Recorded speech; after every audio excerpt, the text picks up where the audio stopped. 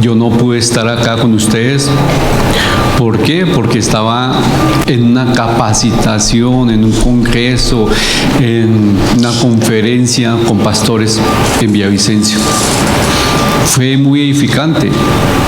Y la persona que organizó ese evento es Juan Carlos.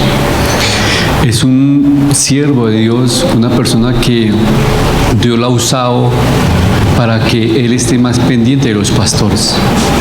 Miren que el ministerio de él es un ministerio un poco más difícil, más complicado. ¿Por qué? Porque Dios lo llamó a él, a Juan Carlos, a que él esté apoyando a los pastores, apoyándolo en oración y también apoyándolo en exhortación. Ay, ¿cierto? Difícil. Ven, Juan Carlos. Él es Juan Carlos, es un amigo que Dios puso en mi vida para que yo sea edificado. Un amigo en que cual me ve y ve, yo le he dicho a él, Juan Carlos está libremente, y lo digo delante de todas las personas aquí, está libremente meterse en mi vida personal, tanto en el matrimonio como en mi vida familiar. Para eso Dios lo usó, o lo está usando aquí para nosotros los pastores aquí en Colombia. Él está en la Florida. Es un ministerio en el cual Dios le puso esa carga para estar pendiente de los pastores. Sí, a veces es un hombro en el cual uno le puede decirle, mire, tengo esa carga, tengo esa lucha. Dios lo usa para que nosotros seamos exhortados.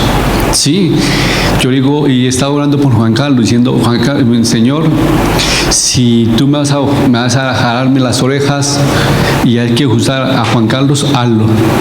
Ya tengo varios pastores que están por encima mío y hay esa función, uno más, bienvenido sea. ¿Por qué? No confío en mis fuerzas. Necesito pastores que estén. Y si le contaba cuáles son varios. Y en Villavicencio también me encontré con uno que hace rato conocía y le dije a él, oye, qué pena, te voy a seguir molestando. Y él me dijo, no, usted sabe que estoy acá para edificarnos. ¿A qué voy? El ministerio de Juan Carlos es más que todo para los pastores, ayudándonos. ¿Por qué le comento eso? Como ustedes oran por mí, tengo fe, y ahora tienen que orar por Juan Carlos para que sea un instrumento de Dios para nosotros los pastores en Colombia. Yo le ha puesto, él no vive acá en Colombia, es colombiano, es bogotano, sí, pero vive en la Florida muchos años, y ahorita le cuenta él, pero él está allá, pero está tan cerca con nosotros porque en el Espíritu nos somos ministrados. Entonces, Juan Carlos, que mi Dios sea hablándonos ahorita por medio tuyo, y bienvenido acá. Buenos días, ¿cómo están? ¿Sí me escuchan? ¿Sí? Okay. Bueno, una vez más, mi nombre es Juan Carlos Vergara. ¿Quiénes son acá bogotanos? ¿Todos? ¿Quién es bogotano? De lo que se pierden ustedes. Bueno, yo nací en Bogotá hace muchos años, más de 50 años, y hace 30 años me fui para los Estados Unidos, me fui para Miami. Yo terminé ingeniería eléctrica en la Universidad de los Andes, estuve trabajando acá, pero también mi pasión era la música. En esa época tenía una orquesta, era líder, dueño y director de una orquesta de salsa, y quería juntar todo lo de la música con la ingeniería eléctrica. Entonces decidí dejar todo y irme a los Estados Unidos a estudiar música electrónica, porque la idea era volver a Bogotá y tener un estudio de grabación más grande que el de Codiscos. Ese era mi sueño, ¿no? Y hacer grabar músicos, orquesta como la de Guayacán, Nietzsche, etcétera, etcétera, y vender millones de copias, ¿no? Ese era mi sueño, ¿no? Lo hermoso es que Dios me llevó allá y él sabía cuál era mi necesidad más importante, que era la de conocer al Señor Jesucristo como Salvador y Señor. Así que ustedes tienen una ventaja, porque lo que me dijeron aquí, me tuvo que mandar hasta Estados Unidos para que yo lo conociera allá. Llevo ya más de 30 años y me congrego en un Calvary Chapel, una iglesia capilla Calvario como esta. Hace más de 20 años Dios me puso como maestro bíblico. Es una iglesia que enseña en inglés, pero la carga que me dio Dios a mí fue por los latinos, por las personas que hablan español. O sea, he sido maestro bíblico de las personas que llegan como inmigrantes que son latinos, hablan español, y allá lo he hecho por muchos años. En los últimos 12 años Dios me trajo de vuelta a Colombia, primero que todo para ver a mis papás, a mis hermanos que viven acá en Bogotá. Mis papás ya están con el Señor en el cielo y en Cedritos, y en uno de esos viajes que mi papá estaba enfermo, Dios me dio una visión. Yo estaba soltero, tenía una hija mayor que yo criaba, ella tiene 29 años, se llama Daniela, y también sirve en otro Calvary Chapel allá en Estados Unidos, el líder de alabanza. Y en una visión, mientras estaba a solas con Dios en su palabra, el Señor Jesucristo me dijo: habla con esta chica que está en esta joyería allá en Cedritos. Y pues yo estaba ya 5 años sin tener ninguna salida con ninguna chica, nada de eso, solo dedicado en verdad, enamorado del Señor Jesucristo. Y pues no le creía, dije, será raro, ¿no? Porque será que ya 5 años sin salir con nadie, y etcétera, etcétera. Cuando al siguiente día otra vez la voz del Señor Jesucristo que me dice: habla con esta chica en la joyería tal en Cedritos. Bueno, yo no quería ser como Pedro, ¿no? A Pedro hay que decir las cosas 3 veces para que él obedeciera. Entonces yo con 2 veces que me dijo, dije, voy a ver qué pasa, voy a hablar con ella. No tenía ninguna expectativa, pero después de que hablé con ella, descubrí que era cristiana apartada. Había venido de una vereda muy lejana en Antioquia, una región bastante difícil, violenta, el Bagre de Antioquia, donde está la guerrilla, los paramilitares, muchas muertes. Aún hasta el día de hoy es un sitio demasiado peligroso. Y Dios la había traído de la vereda al Bagre, después a Medellín y a Bogotá. Y ahí fue donde me puso a mí en la vida de ella para mostrarle que Dios la amaba, ¿sí? Meses después Dios confirmó que esa era la persona que Dios tenía para mí, ¿sí? Y bueno, nos ennoviamos, comprometimos, y después se fue a Estados Unidos. Tiene una hija que ahora es mi hija, Alejandra, que ahora tiene 19 años, y ya llevamos 12 años de matrimonio espectacular, ¿sí? Lo que no sabía que a través de ella Dios iba a empezar un ministerio de nosotros en Colombia, ¿sí? ¿Y empezó en dónde? Empezó en el Bagre, Antioquia, ¿sí?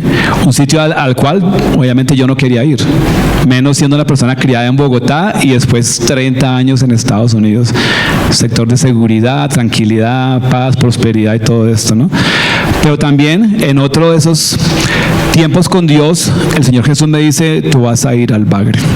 3 años después de que nos hayamos casado. Y cuando le digo a ella eso, ella está feliz porque no había visto a su mamá por 3 años. Y entonces preparamos viaje, todo esto, y así fue como empezó este ministerio de ir a diferentes iglesias en Colombia y predicar de lo que el Señor me ha dado a mí para animar y edificar a los hermanos en Cristo. Y así ha sido por 7 años. Dios me ha llevado por diferentes partes de Colombia: Río Negro, Antioquia, El Bagre, Santa Marta, Villavicencio, ahora Bosa, ¿sí? El norte de Bogotá, y ha sido de gran bendición.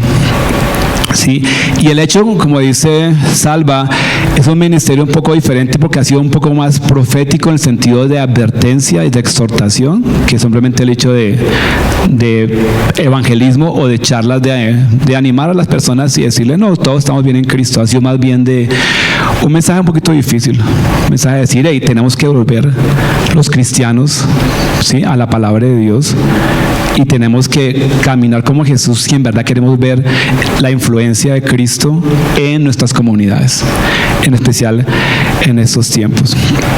Así que lo último que el Señor hizo fue llevarnos a Villavicencio, y ahí la charla con los hermanos pastores y sus esposas que han estado sufriendo muchísimo en estos 2 años aquí en Colombia.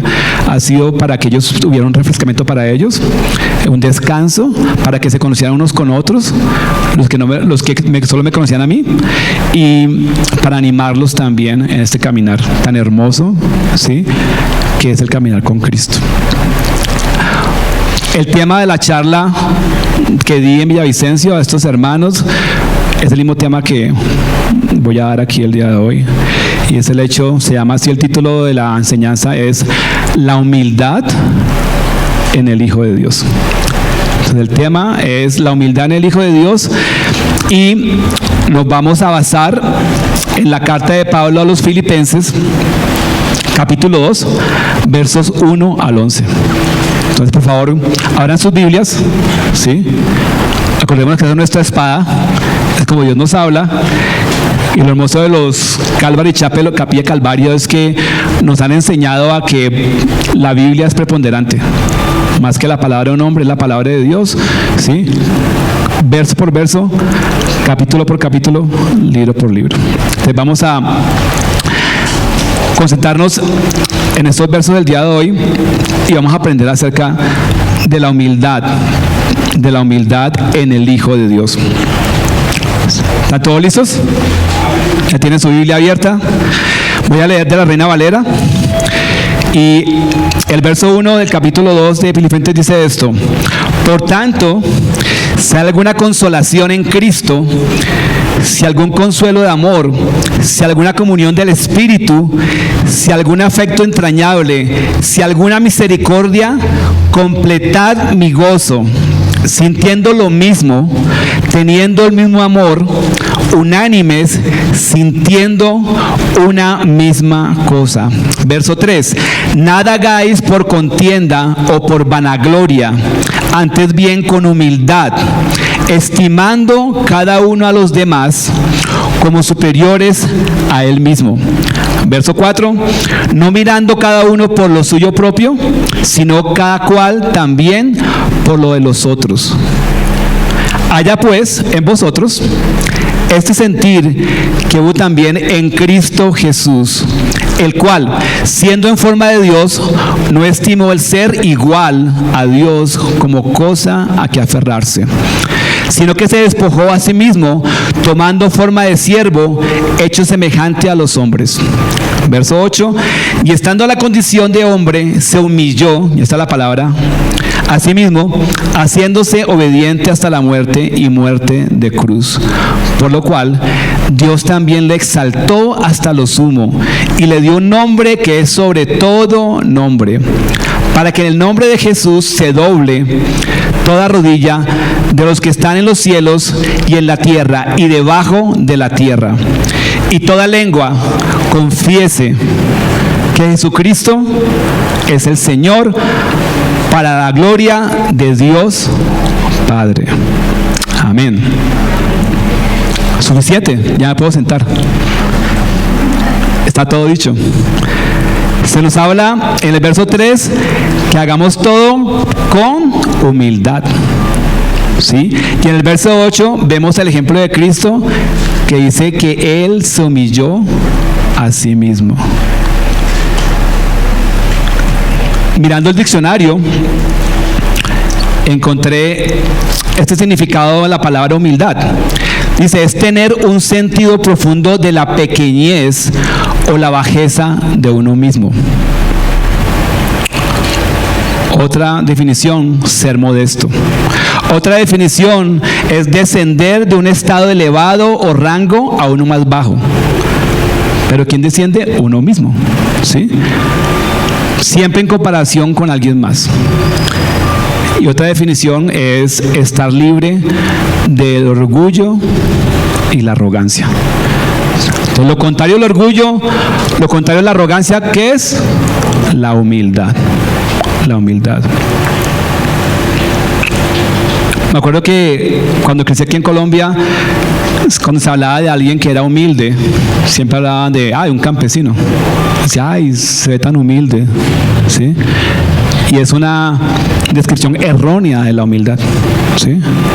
Puede haber campesinos que se pueden ver de pronto de una manera, pero pueden ser bastante arrogantes, ¿sí?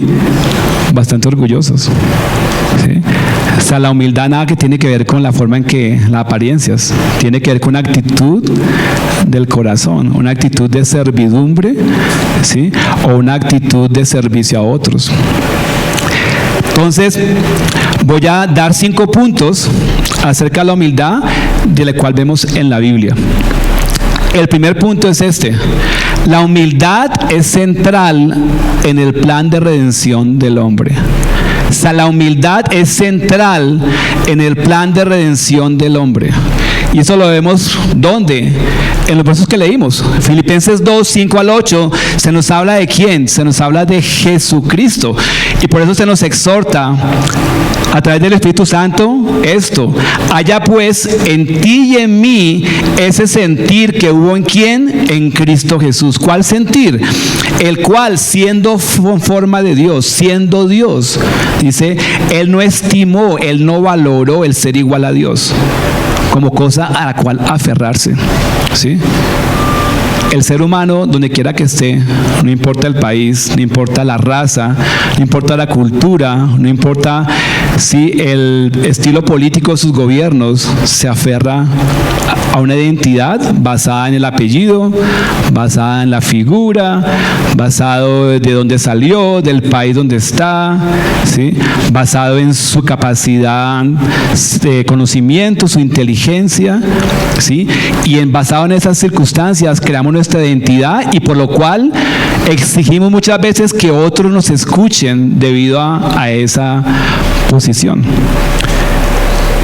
Pero no así Jesús. La Biblia dice que Dios hizo todas las cosas por Jesucristo, para Jesucristo, y en Jesús todo se sostiene, ¿sí? Tú no podrías respirar hoy si Jesús no lo quisiera. Jesús podría ahorita quitar el aire en este cuarto y en un minuto estaremos todos con Él en su presencia. Tu corazón late porque Jesús lo sostiene así. Anoche descansaste, dormiste, ¿y quién cuidó de tu cuerpo para que funcionara perfectamente? ¿Quién fue?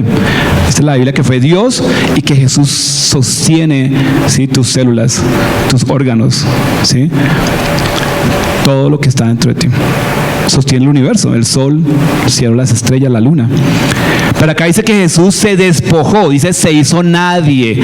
Como vemos la definición de humildad, dice que Él se bajó, ¿sí?, se puso modesto, se quitó de todo orgullo, arrogancia, ¿sí?, y se hizo ¿qué? Siervo, semejante a los hombres. Y estando aún como hombre, no vino como un rey, ¿sí?, no vino a que los hombres los sirviéramos a Él. Siendo Él infinito, sabemos que Él es Dios, ¿sí?, se metió en un cuerpo humano. La Biblia dice que nosotros somos como una partícula de polvo comparado con lo que es Dios. Y se metió en un cuerpo que es como una partícula de polvo. Se humilló de esta manera, y aún así dentro de los hombres aún se humilló más todavía.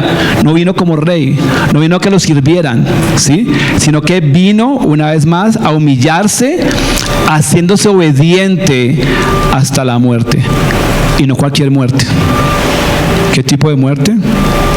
Una muerte vergonzosa, una muerte solamente que estaba escogida para los maleantes, para los malvados. Una muerte donde inclusive estaba desnudo, expuesto a todos los demás. La muerte en la cruz, siendo inocente por nosotros. Así que vemos este punto, ¿sí? Él pudo haber redimido, Dios pudo haber redimido la humanidad de otra manera.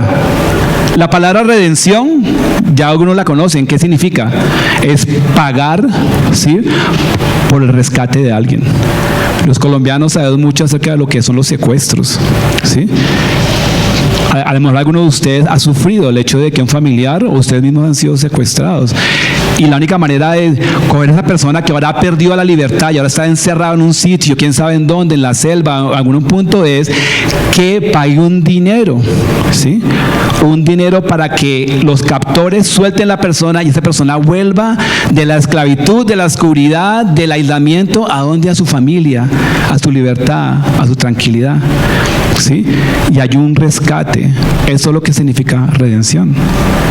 Pero no así con Dios. Dios pudo haber hecho eso, es el dueño de todas las cosas, pudo haber pagado un rescate de una manera diferente a través de sus riquezas, pero no lo hizo así. Mandó a su Hijo, ¿sí?, para que por el sacrificio de su Hijo Jesucristo, en esa humillación, ¿sí?, derramara su sangre y con su sangre pagara por todos los pecados de la humanidad, para que todo aquel que quiera sea libre, salga de la oscuridad, salga de la esclavitud de Satanás, de la muerte, y tenga vida eterna. Entonces, si Jesús fue así, también nos llama a nosotros a la hora de orar por la redención de otros que todavía no conocen a Jesucristo. ¿Sí? La manera más poderosa de hacerlo es a través del carácter de humildad que tengamos nosotros.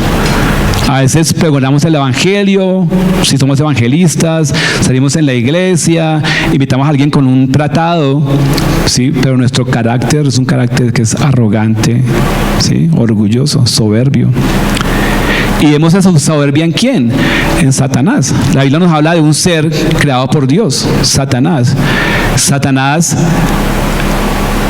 no le fue suficiente ser el más cercano a Dios. Y dice la criatura más hermosa que Dios había creado, ¿sí? Un arcángel. Pero quiso ser como Dios, ¿sí? Su orgullo. La naturaleza de Satanás es el orgullo mismo, la soberbia. Y quiso inclusive tomar el trono de Dios. Y por lo tal fue expulsado del cielo. Y aún no contento con eso, cuando Dios creó a Adán y Eva y les dio a ellos libre albedrío, y Dios le dijo a Adán y Eva que no coman de la fruta del árbol del conocimiento del bien y el mal, porque si no van a morir. Satanás, ¿qué fue lo que le dijo a Eva? ¿Sí? Cuando la engañó, le dijo: tú serás como Dios. Eso es una mentira, sino que apenas comas de esta fruta, tú serás como Dios. El mismo orgullo que a la raíz de Satanás fue puesto, y una vez cuando Eva y Adán comieron, precisamente esa dependencia de Dios que tenemos todos nosotros fue destruida. Esa bendecida humildad se fue. Esa humildad que sería nuestra felicidad eterna se acabó. ¿Sí? Y todas las desgracias de la humanidad, tienen la raíz en ese orgullo maldito del infierno. O si no, piensen en Putin, ahorita en estos momentos.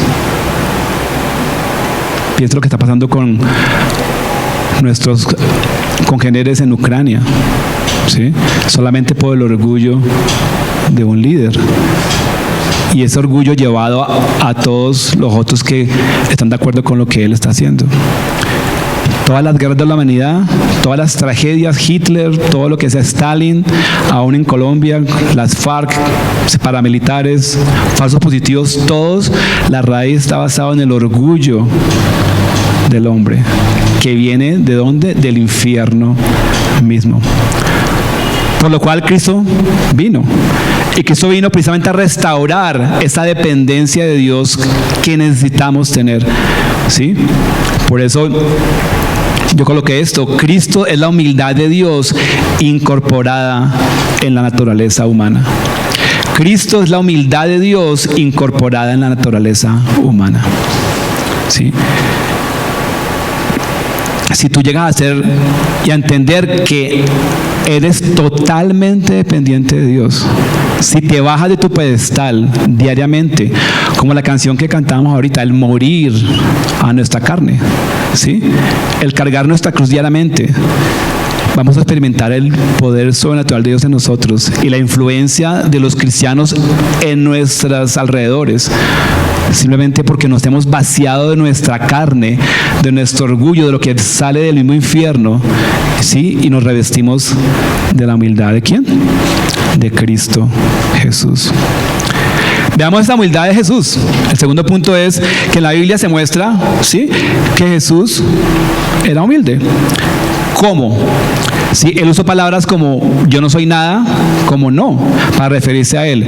Vamos a leer dos citas, Juan 5:19 y Juan 5:30, para que veamos eso.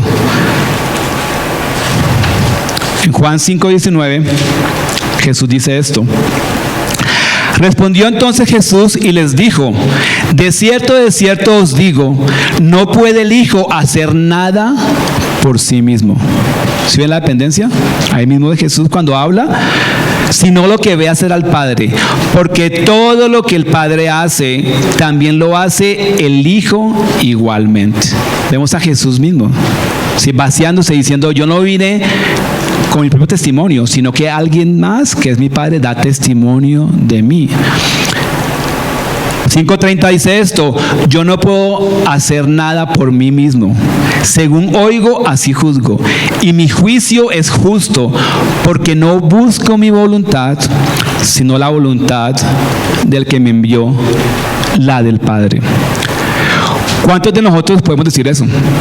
A la hora de tomar decisiones, cuando nos levantamos, a la hora de hablar con las personas, a la hora de guiar nuestros hijos, a la hora de amar nuestras esposas, podemos decir, yo no busco mi voluntad, sino la voluntad de mi Padre. La voluntad de mi Padre. Les animo a que sean chequeados por el Espíritu Santo, que se dejen chequear por el Espíritu Santo en ese aspecto. ¿Sigues la voluntad, buscas la voluntad de Dios todos los días? ¿A través de su palabra? ¿O en verdad buscas tu voluntad? Y como hablaba con un pastor, el primer pastor que conocí en el Bagre, él es un hermano muy querido y le fascina evangelizar y plantar iglesias en diferentes veredas, aún en sitios peligrosos. Pero él me decía, yo voy, hago esto y Dios conmigo. Y yo decía, Pablito, así no es. Primero busca la voluntad de Dios. ¿Sí? Deja que Dios te guíe y ahí sí, cuando tú vayas, ¿sí? Él está contigo. Y muchas veces él ha tocado echarse para atrás porque ha hecho cosas para Dios, ¿sí? Que después no le han salido bien. ¿Por qué? Porque nunca Jesús le mandó a hacer eso. ¿Sí? Porque queda aún sirviéndole a Dios la voluntad de Él y no la voluntad del Padre. ¿Sí? Jesús, Él se hizo nada para que Dios fuera todo. Y esa es también la exhortación del Espíritu a nosotros, que nos hagamos nada para que Dios sea todo en nosotros. Tercer punto. En la Biblia, Jesús enseña acerca de la humildad. No solamente Él muestra que es humilde, sino que Él enseña acerca de la humildad. Vayamos a la cita en Mateo 11:29. Y en Mateo 11:29, Jesús dice esto: llevad mi yugo sobre vosotros y aprended de mí, que soy manso y humilde de corazón, y hallaréis descanso para vuestras almas. Jesús dice, hey, aprended de mí. ¿Sí? Él enseña que en verdad los cristianos debemos aprender de Él. Si nuestro ejemplo no debe ser a lo mejor otro cristiano que a lo mejor te ha hecho daño, ¿sí? Aún líderes que te han tratado mal y a lo mejor te sacan de la parte del evangelio o no quieres volver a una iglesia. No, el ejemplo de nosotros debe ser siempre ¿quién? Jesucristo, ¿sí? Y en Jesucristo Él nos dice a nosotros, aprended de mí, que soy manso y humilde de corazón. Hay una promesa, dice, y hallaréis descanso para vuestras almas. Y esta promesa no es diferente para el cristiano, ¿sí? Para el cristiano, y esta cita no la tenía, pero ahorita nos está dando el Espíritu Santo, en el Salmo 1,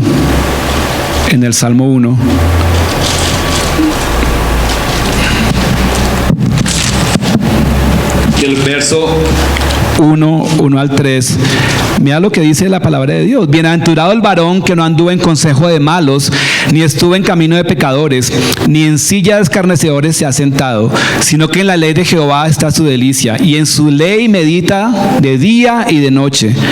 ¿Y cuál es la promesa para esa persona? Verso 3, será como ¿qué? Como un árbol plantado junto a corrientes de agua, que da su fruto en su tiempo, y su hoja no cae, y todo lo que hace prosperará.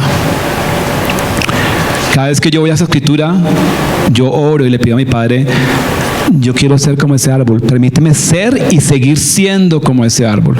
Porque un árbol cuya hoja no cae, cuando no da fruto, ¿sirve de qué?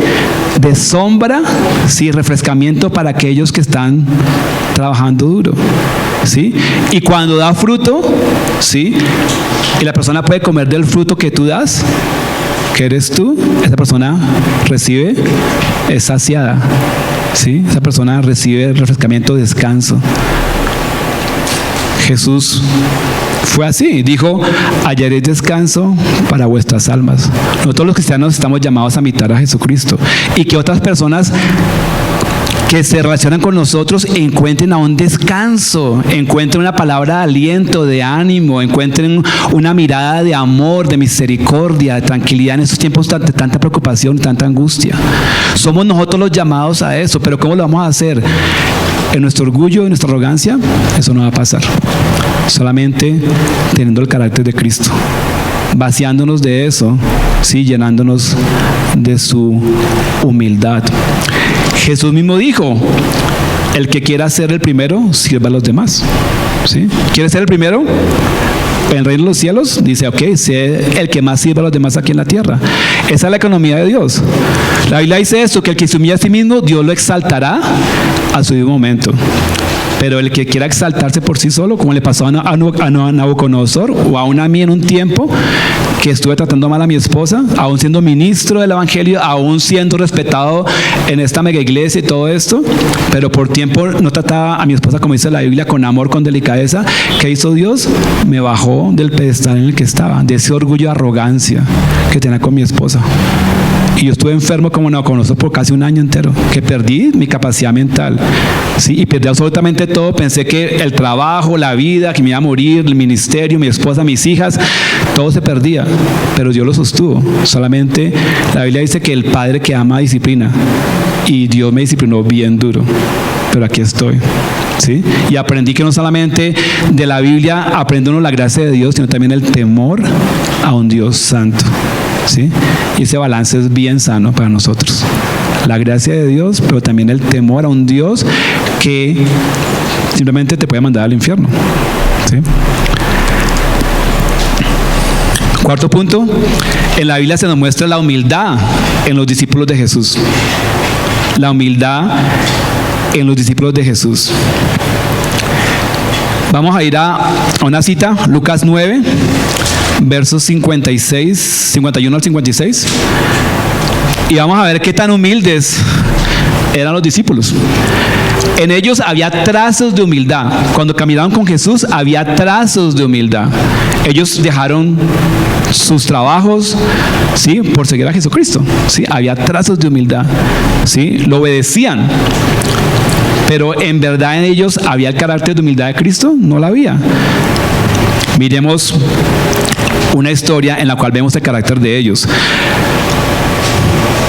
Lucas 9:51 dice esto: cuando se cumplió el tiempo en que él había de ser recibido arriba, afirmó su rostro para ir a Jerusalén y envió mensajeros delante de él, los cuales fueron y entraron en una aldea de los samaritanos para hacerles preparativos. Mas no le recibieron, porque su aspecto era como de ir a Jerusalén. Viendo esto sus discípulos, ¿quiénes?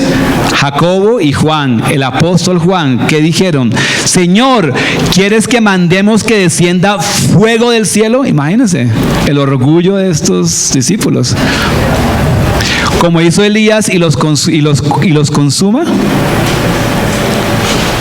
En el primer servicio, yo les decía que a veces ahí en Estados Unidos, cuando alguien maneja horrible y me cruza adelante, o cuando alguien tiene esas luces blancas en la noche que casi lo termina uno, que uno puede quedar uno ciego, yo a veces le he dicho al Señor: Señor, manda fuego del cielo contra estas personas. Pero después me arrepiento y le digo: bueno, solamente pínchale las llantas, que se den cuenta que es así, ¿no? Pero acá dice que Jesús los reprendió, Jesús los regañó. ¿Y qué les dice? Ustedes no saben de qué espíritu son, vosotros no sabéis de qué espíritu sois. Porque el espíritu de Jesús es el espíritu de humildad, ¿no? El espíritu de misericordia. Aún, ¿sí? La Biblia dice que nosotros paguemos al mal, ¿con qué? Con bien. Imagínense, eso es duro, ¿sí? Duro. Y más dentro de la iglesia, más dentro de los hermanos. Nos llama a que nos amemos unos a otros, a pesar de, ¿sí? A pesar de. Esposo y esposa que son cristianos, amarnos a pesar de, como Jesús nos amó, ¿sí? Y Jesús dice esto: porque el Hijo del Hombre no ha venido para perder las almas de los hombres, sino para salvarlas, ¿sí? El mismo Jesús dijo: Padre, perdónalos, porque no saben lo que hacen. Esteban, cuando fue apedreado por los judíos, ¿qué dijo Esteban? En el momento que estaba ahí ya para ir al cielo, dice: Señor, no les tengo en cuenta este pecado. Tremendo, ¿verdad? O sea, un carácter de humildad increíble, vaciados totalmente de esa naturaleza humana, egoísta, arrogante, ¿sí? Esa naturaleza que solamente busca manipular a otros para conseguir lo que yo quiero. Y nomás hay que ver Instagram, Facebook, todo lo que implica que el hombre solo quiere que lo miren a ellos, estar en pedestales con seguidores aquí y allá. ¿Sí? Que no sea son nosotros. Y el último punto es la humildad en el diario vivir. ¿Qué nos dice la Biblia acerca de la humildad en el diario vivir de nosotros? ¿Sí? Y no encontré mejor escritura que la primera carta de Juan. El mismo Juan, que quería mandar fuego del cielo para destruir a aquellos que no les habían hecho caso a ellos, es el mismo Juan que años después de que reciben el día de Pentecostés el bautismo y el poder del Espíritu Santo, es cambiado, ¿sí? Para mostrar una humildad totalmente de su corazón. Por eso entendemos que el ser humilde como Jesús es humilde o fue humilde, es algo que nosotros no podemos conseguir, ¿sí? Pero en Cristo Jesús y por el poder del Espíritu Santo puede ser, ¿sí? Y yo coloqué esto: el amor de Dios hacia nosotros debe reflejarse en el amor a los demás. Si en verdad tú has experimentado el amor de Dios por ti, debe ese amor manifestarse en tu vida en el amor a los demás, en especial en el amor a los hermanos, dice la Biblia. Solo en esta práctica se empieza a manifestar la humildad en nosotros y el poder de la redención empieza a fluir de nosotros hacia los demás. Una vez más, el amor de Dios hacia nosotros debe reflejarse en el amor a los demás, y solo en esa práctica se empieza a manifestar la humildad en nosotros y el poder de la redención empieza a fluir de nosotros hacia otros, ¿sí? Miremos algunas citas en Primera de Juan. Primera de Juan capítulo 3, verso 10, dice esto: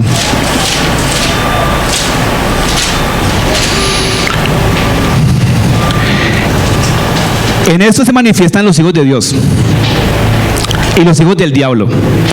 Todo aquel que no hace justicia y que no ama a su hermano no es de Dios. Qué duro, ¿verdad? Pero bien claro. ¿Cómo probamos quién es de Dios, quién no es de Dios? Acá lo dice. Una vez más, en eso se manifiestan los hijos de Dios y los hijos del diablo. Todo aquel que no hace justicia y que no ama a su hermano no es de Dios. Porque ese es el mensaje que habéis oído desde el principio, que nos amemos unos a otros. Si seguimos ahí mismo en el capítulo 3, el verso 14 dice esto: nosotros sabemos que hemos pasado de muerte a vida en que amamos a los hermanos. El que no ama a su hermano permanece en muerte. 15 dice: todo aquel que aborrece a su hermano es un homicida. Tremendo.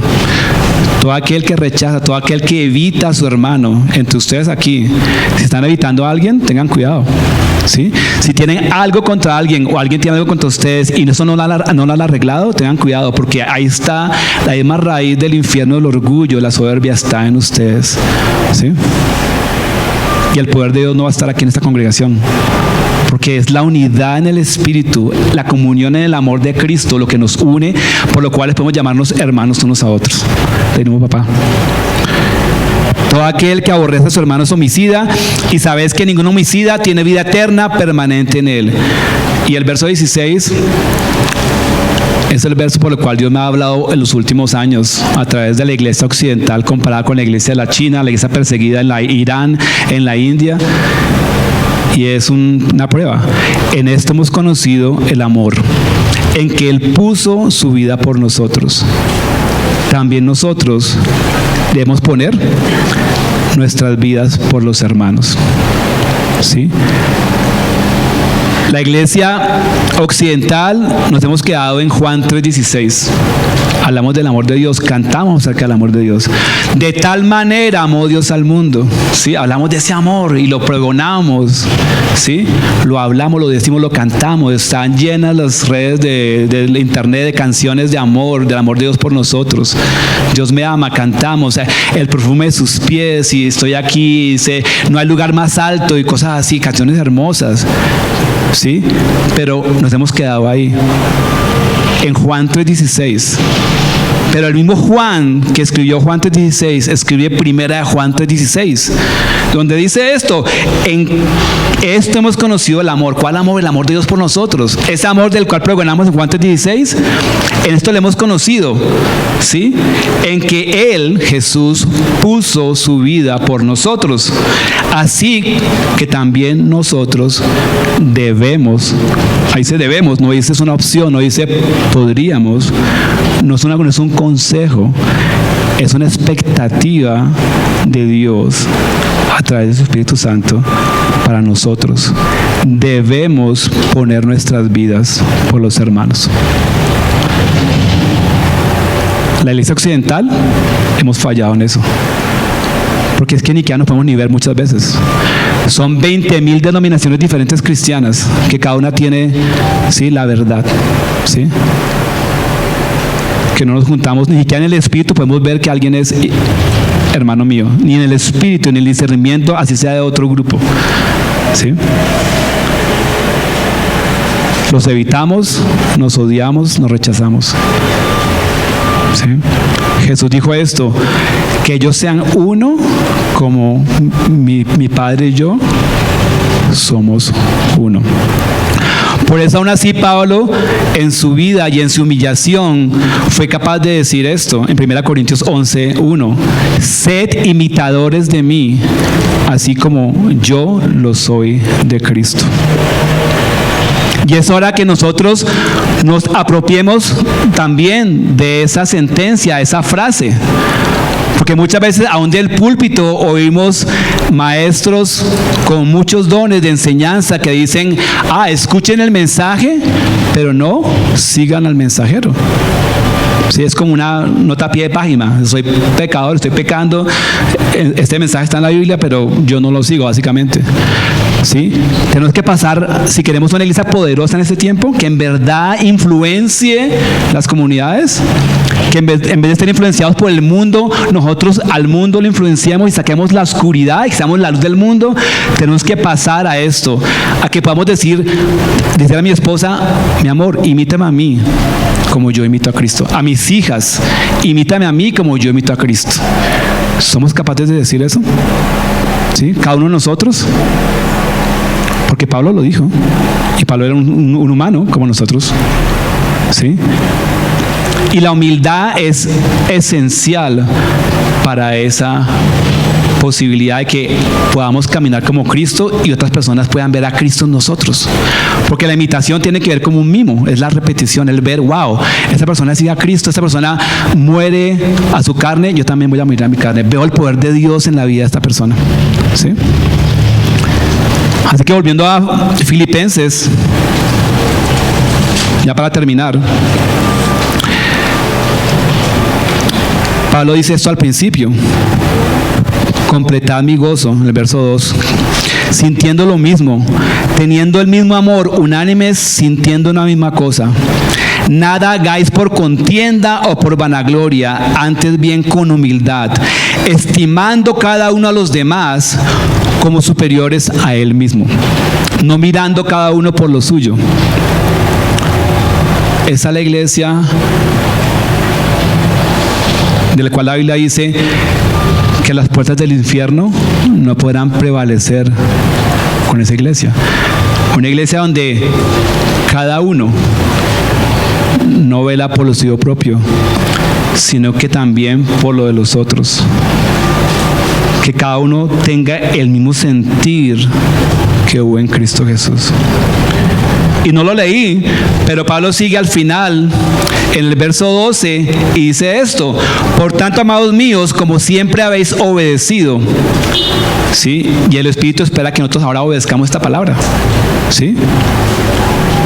no como en mi presencia solamente, sino mucho más ahora en mi ausencia, dice Pablo, ocupaos de vuestra salvación con temor y con temblor.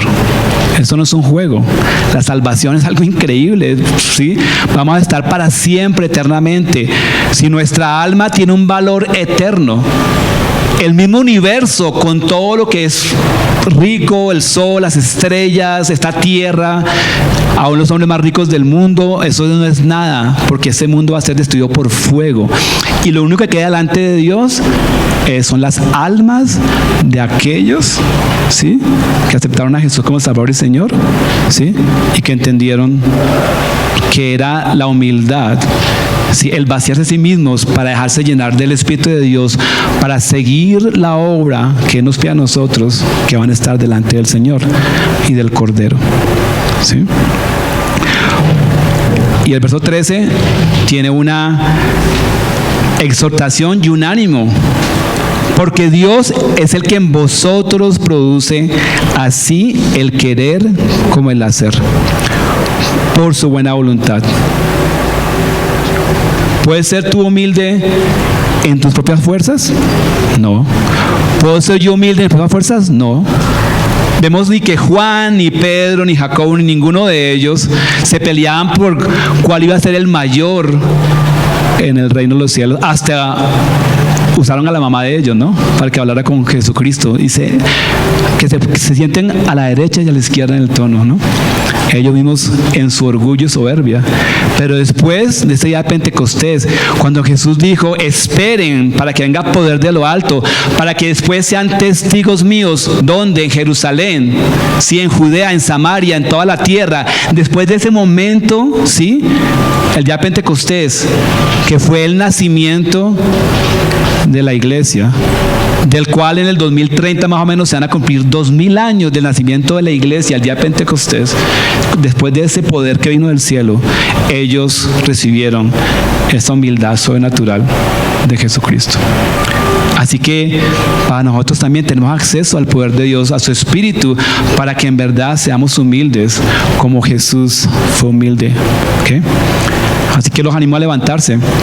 Vamos a orar. Y les pido a ustedes que también oren, que cada vez que vean ese orgullo, ¿sí?, saliendo, brotando, esa arrogancia, ¿sí?, esa división entre hermanos, esa prepotencia, ¿sí?, podamos ir a solas hasta que lloremos y ayunemos hasta que el poder del cielo se manifieste en tu vida, ¿sí?, y te des cuenta, wow, en verdad ha sido cambiado, transformado por el Espíritu Santo, ¿sí?, y hay un gozo mío en ser humilde, en vaciarme, ¿sí?, con tal de servir a aquellos que todavía no han experimentado esa misma humildad, ese poder de Dios.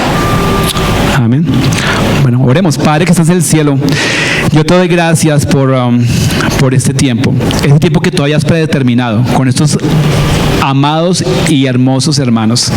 Gracias por la oportunidad que me das de ser tu mensajero, sabiendo que esta palabra también me toca a mí para mantenerme y para ser lleno de ti y seguir más y más en la humildad que tú, Jesús, mostraste y a la cual nos das como ejemplo. Padre, que en estos tiempos tan difíciles, donde el amor de muchos se ha enfriado, donde tú, Jesús, dices que cuando vuelvas, si vas a encontrar fe en la tierra, te pido que esta congregación en Bosa, que tú des una gracia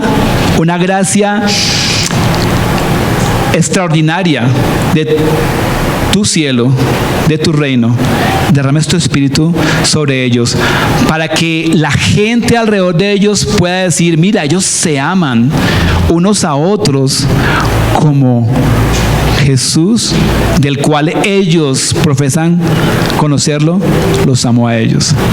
Y que el poder de tu Espíritu Santo para la salvación de muchos se manifieste más y más y más en esta congregación. Te lo pido, Padre, en el poderoso nombre de Jesús. Amén.